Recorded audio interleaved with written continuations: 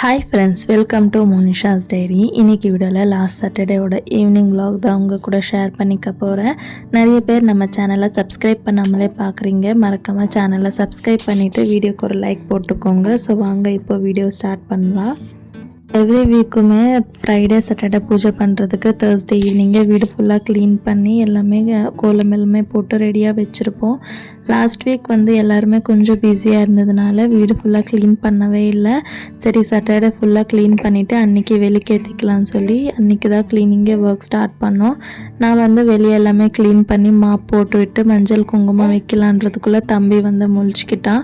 தங்கச்சி வீடு ஃபுல்லாக க்ளீன் பண்ணி மாப் போட்டு விட்டுட்டா. அவள் தான் வெளியே எல்லாமே கோலமும் போட்டு விட்டுட்டா. அம்மாவும் பூஜை ரூம் எல்லாமே க்ளீன் பண்ணி அவங்களும் வெளிக்கேற்றி விட்டாங்க. அந்த ஈவினிங்கே ரொம்ப பீஸ்ஃபுல்லாக ப்ளசண்ட்டாகவே ஸ்டார்ட் ஆச்சு. ரொம்ப சூப்பராக இருந்துச்சு. உங்களுக்கு இந்த மாதிரி பண்ணும்போது ஃபீலிங் எப்படி இருக்குன்னு மறக்காமல் கமெண்ட்ஸில் சொல்லுங்கள். ஈவினிங் ஆனாலே போதும், இந்த கிளைமேட்க்கு சூடாக டீ காஃபி குடிக்கணும்னு தோணும். பட் நாமளே செஞ்சு குடிக்கணும்னா போது தான் ஒரு மாதிரியாக இருக்கும். டெய்லி ஈவினிங்குமே எனக்கும் என் தங்கச்சிக்கும் இதுதான் சண்டை. நீ காஃபி போடு, நான் காஃபி போடுன்னு சொல்லிட்டு ஃபைனலாக 2 பேரும் சண்டை போட்டு யாராவது ஒருத்தர் தான் காம்ப்ரமைஸ் ஆகி டீயில் காஃபி ப்ரிப்பேர் பண்ணணும்.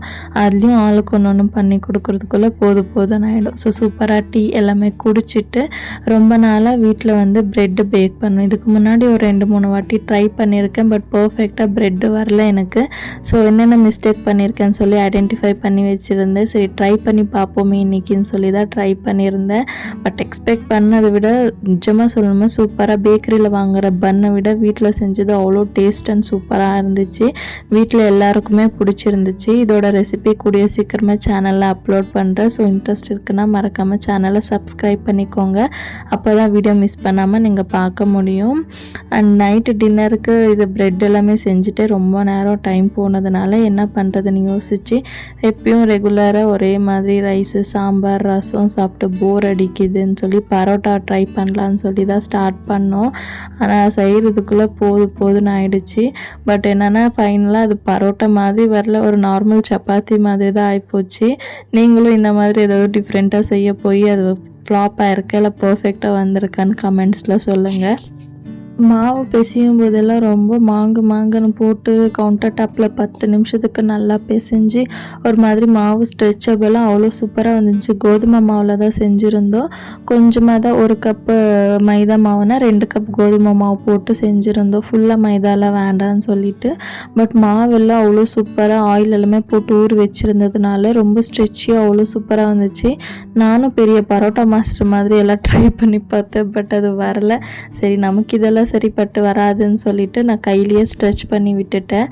அதுக்கப்புறமா ஒரு ரோலர் யூஸ் பண்ணிவிட்டு ஸ்லைஸாக கட் பண்ணி ஃபுல்லாக அந்த லேயர் வரணும் இல்லையா, அதுக்காக அந்த மாதிரி ஸ்லைஸாக கட் பண்ணிவிட்டு ஃபுல்லாக ரொட்டேட் பண்ணி மறுபடியும் ஆயிலில் போட்டு ஊற வச்சுட்டேன். எங்கே என்ன மிஸ்டேக் ஆச்சுன்னே தெரியல. ஃபைனலாக அதை திரட்டி தவாவில் போட்டால் லேயராக பரோட்டா மாதிரி வரலை.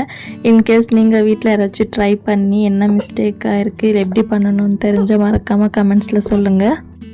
நானும் தங்கச்சி இங்கே பரோட்டா பண்ணுறதுக்கு 2 பேரும் மாற்றி இப்படி பண்ணால் வருமோ அப்படி பண்ணால் வருமோன்னு சொல்லி பேசிகிட்டே பண்ணிகிட்ருக்கோம். எங்கள் அம்மா ஒரு சைடில் நீங்கள் என்னவோ பண்ணிவிட்டு போங்கடி அம்மான்னு சொல்லிவிட்டு அவங்க ப்ளைன் சால்னா செஞ்சு வச்சுட்டு கிளம்பிட்டாங்க.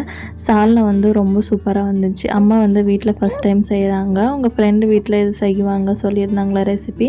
ஸோ வீட்டில் செஞ்சுருந்தாங்க. அவ்வளோ சூப்பராக வந்துச்சு. நெக்ஸ்ட் டைம் செய்யும்போது கண்டிப்பாக நான் ரெசிபி ஷேர் பண்ணுறேன். ஸோ பாருங்கள், நான் பரோட்டா தட்டுற மாதிரி எல்லாமே தட்டுறேன். பட் அந்த லேயர் பிரிஞ்சே வரல. அந்த சப்பாத்தியே பிஞ்சு போச்சு. சரி, நிறைய முஸ்லீம்ஸ் ஃபங்க்ஷனில் ப்ரெட்டு கூட சிக்கன் கிரேவி கொடுப்பாங்க இல்லையா. சரி, நம்ம வீட்டில் செஞ்சுருக்கிறது சால்னாவோட வச்சு சாப்பிட்டா எப்படி இருக்குமோன்னு சொல்லி தான் ட்ரை பண்ணியிருந்தேன். சொல்லணுன்னா பரோட்டா விட ப்ரெட்டும் சால்னா தான் ரொம்ப சூப்பராக இருந்துச்சு. இதே டின்னராக சாப்பிட்டு போயிருக்கலான்னு எனக்கு தோணுச்சு. ஸோ நீங்கள் இந்த வீடியோ என்ஜாய் பண்ணியிருப்பீங்கன்னு நினைக்கிறேன். ஸோ வீடியோ பிடிச்சா லைக் பண்ணிவிட்டு மறக்காமல் சேனலை சப்ஸ்கிரைப் பண்ணிக்கோங்க. அண்ட் இன்னொரு வீடியோவில் பார்க்குறேன் ஃப்ரெண்ட்ஸ். பாய்.